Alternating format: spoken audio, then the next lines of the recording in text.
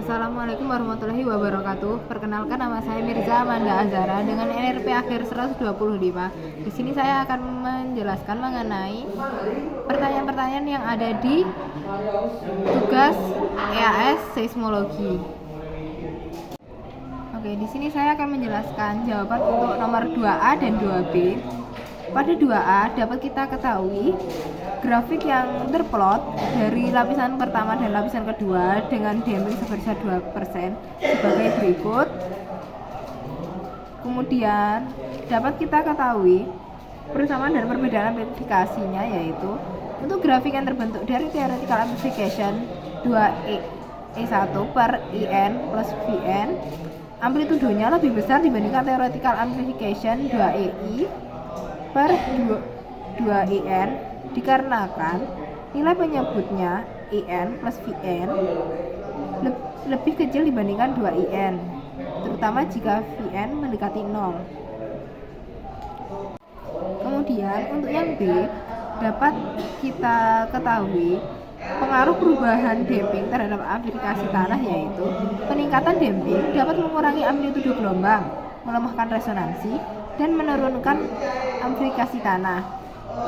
Berdasarkan dari soal, kita mengubah damping yang awalnya dari 2% menjadi 5% dan 15%. Dampak damping memiliki pengaruh besar. Pengaruh damping berguna juga untuk menentukan potensi risiko dan respon tanah terhadap getaran. Pada soal ketiga dapat kita ketahui terdapat 3 lapisan tanah yang pada VS1-nya, yaitu VS pada lapisan pertama dapat diubah-ubah, yaitu 50, 100, dan 200 meter per second. Dan pertanyaannya, untuk yang A, kesimpulan apa yang dapat diambil?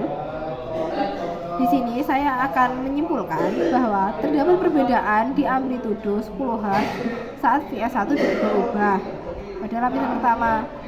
Hal tersebut terjadi karena semakin besar nilai VS1, maka akan semakin kecil amplitudonya. Dapat kita saksikan di sini, semakin besar, maka amplitudo akan semakin mengecil, dan yang awalnya tinggi dia akan semakin merendah seperti itu. Kemudian untuk yang B, pada B dipertanyakan hitung VS30 masing-masing kasus dan klasifikasikan sebagai batuan atau tanah jenis apa berdasarkan SNI 1726/2019. Di sini dapat kita temukan rumus VS30 yang kita gunakan berdasarkan kondisi lapisan tanahnya, yaitu 30 per HI per VS1 ditambah H2 per VS2 plus H3 plus VS3. Berdasarkan data yang telah kita ketahui, dapat kita ketahui untuk VS1 dengan besar 50 meter per second, dapat kita ketahui VS30 nya yaitu sebesar 60 meter per second. Sedangkan untuk VS1 yang memiliki besar 100 meter per second, dapat kita ketahui hasil VS30 nya yaitu sebesar 100 meter per second. Dan untuk VS1 yang memiliki besarnya 200 meter per second, dapat kita ketahui VS30 nya yaitu sebesar 150 meter per second.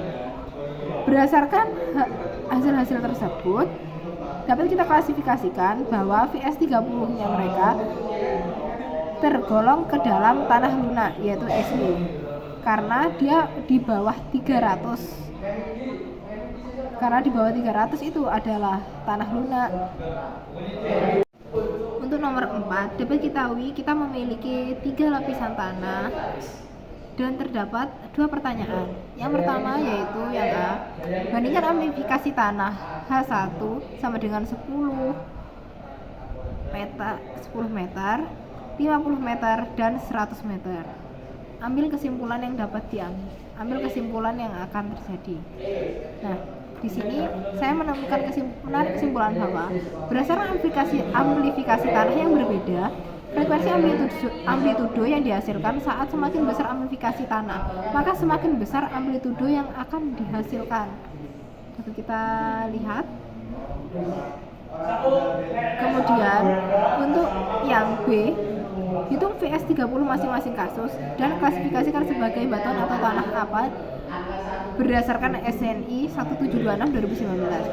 Di sini dapat kita ketahui bahwa untuk H1 yang memiliki besar sebesar 10 meter, yaitu kita dapat ketahui VS30-nya yaitu sebesar 69,3 meter persegi, dan untuk H1 yang memiliki besar 50 meter dapat kita ketahui VS30-nya yaitu sebesar 36 meter persegi, dan untuk H1 yang memiliki besar 100 meter dapat kita ketahui VS30-nya 22,5 meter persegi.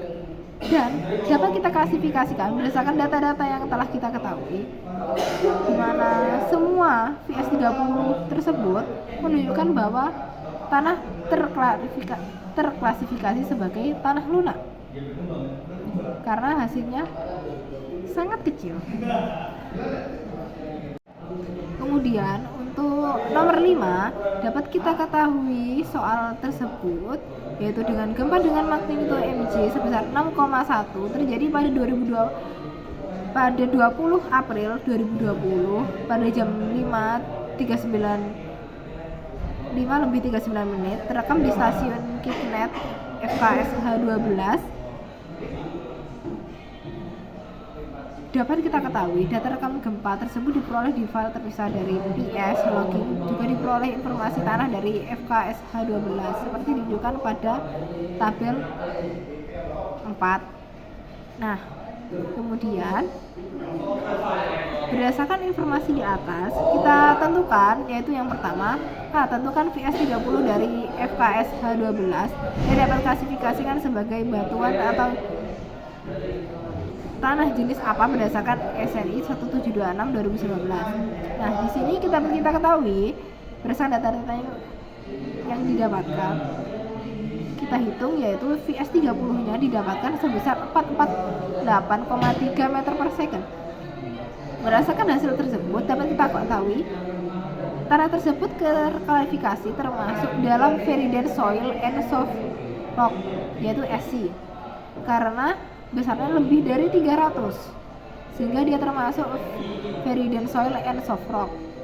Kemudian pada B dapat kita ketahui grafik yang terbentuk di sini, yaitu kemudian yang C, tentukan empirical soil amplification dari FKS H12 dapat kita ketahui. Kemudian yang D, jelaskan persamaan dan perbedaan soil amplification dari perhitungan nomor B dan C serta berikan penjelasannya. Nah, di sini untuk yang D, amplifikasi teori dapat dihitung dengan parameter tanah teoritis seperti VS, Rho, NH. Dan pada aplikasi teoritis, pendekatan idealis dapat mengabaikan non-linearitas tanah, mengandalkan hubungan empiris untuk mengetahui Rho, dan hasil akhir lebih kecil karena asumsi ideal. Sedangkan untuk aplikasi empiris yang C berdasar pada data rekam lapangan, kemudian pendekatan realistis, mencakup non-linear dan kondisi lokal, kemudian menggunakan data mentah, yaitu data yang diukur secara langsung, kemudian hasil akhir lebih besar karena mencerminkan resonansi lokal. Sekian dari saya. Mohon maaf apabila ada salah kata dan salah penjelasan. Wassalamualaikum warahmatullahi wabarakatuh.